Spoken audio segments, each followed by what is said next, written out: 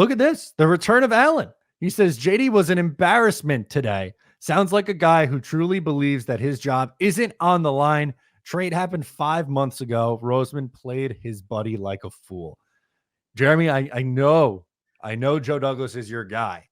So I'm going to let you go. What do you think of Allen's comment here? Well, this is Alon just doubling down on his stupidity against JD. I mean, this guy never lets up and never relents in his dumbness. We honestly have the best roster that I think. I'm not saying it's hands down. You can obviously compare it to the 2010 and the 98 roster.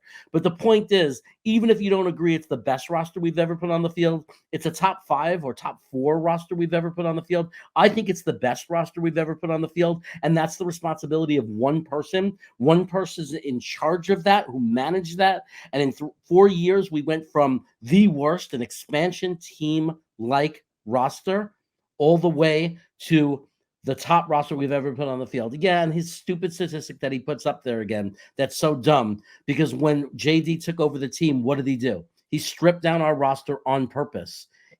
And we knew that was going to be tons of losses, tons of losing. One bad mistake was Zach Wilson, but it's a mistake that almost every other GM would have made in the same situation. And other than that, we are now going to this year with the best roster we've ever had. And yeah, he took a shot, and I don't think he made a fool of himself at all today. I think that what he did today was say it was we risked up a third round pick for a guy who moves the needle, like a very solid, real player. Maybe not the top tier, but tier 2 defensive, edge. And it was worth a shot, and he's probably going to end up playing, and it's going to end up making JD look very good in the end, because I doubt that Reddick sits out the entire year. But to sit there and still be in the I don't like JD camp, that's just stupid. It keeps going. I can't wait for year 10 of JD with no playoffs, and Jeremy will want an 11th season because of 4 picks in 2020. That's the thing about Alon. He wants the Jets to lose to be right. And that's the difference between him and normal Jet fans. Normal Jet fans want to win and then say, oh, I was wrong about my general manager. I was wrong about my coach. But not Alon. Alon is, I wouldn't even be surprised if he's a New England Patriot troll. And that he's just doing all of this as a troll. But he's not, in my mind, he's not even a Jet fan. I'm pretty sure. I don't know for certain, but I think he has a Joe Alt Chargers jersey, because that was Allen's guy. He wanted Joe Alt. Was mad that the Jets won 2 games at the end of the year, and then fell out of the Joe Alt run. He probably does. He doesn't know how to be a Jet fan. And it's funny. It's funny because it's going to ruin his year, because when we're 10-3 and everybody's happy, he's going to have to hide and feel like an idiot because he said the opposite. I don't agree with that. I wish, but it's going to be wait till the shoe drops. So the Jets would have to win the Super Bowl, because if they don't, then any Jets hater can go, see, told you. That's what he'll do. We'll go to the freaking Super Bowl and lose, and he'll say, see, fire JD. Right. Well, also, I think maybe I'm closer. I'm definitely closer to you than I am with Allen on my Joe Douglas take. Allen is as far anti-Douglas as you can get. You are much more pro Joe Douglas. I think he is a pretty good GM who has made some questionable decisions with this team, but I would say it's mostly good. There's been some questionable things. This is the year, though.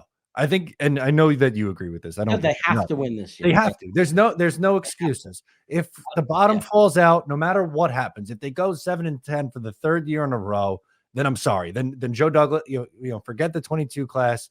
Douglas, Saleh, they got to go start over. But again, I want to see it. And same for Saleh too. I know Saleh gets a lot of hate from this fan base. He hasn't been perfect. He needs to improve in-game management. But can we just wait and see what this guy looks like with not the 35th best quarterback in the NFL before we make any decisions one way or the other, if he's the guy or not? Same for Douglas. Yeah. And he's definitely made mistakes. There's things he does right now that I question. But at the end of the day, I look at one thing. When he traded that Jamal Adams, that was the start of a new era. That was like the start of Joe Douglas, in my opinion. That's where that was him establishing, I'm the GM of this team. Trades Jamal Adams. That's the start of the rebuild. That was the obvious, we're not going to win today, we're not going to win tomorrow, rebuild. And if you look at the roster from 2020, and now here we are in 2024, and it would have been last year, we would have been in the playoffs. Everybody knows it. If Rodgers doesn't go down, if we don't get, our offensive line is not completely decimated, we're a playoff team last year. We really are. But that's neither here nor there. It's 4 years later. It's 2024. And we have what I believe is the best roster in the NFL. And the best that we've ever had. In my lifetime, in 43 years, I have never seen a Jets team with this much talent, with this many stars, with this much depth. It's the best team I've ever seen us put on the field. And I have to attribute that to Joe Douglas. What's up, guys? Matt O'Leary from Talkin' Jets. If you liked that video, please make sure to subscribe and follow for more New York Jets content.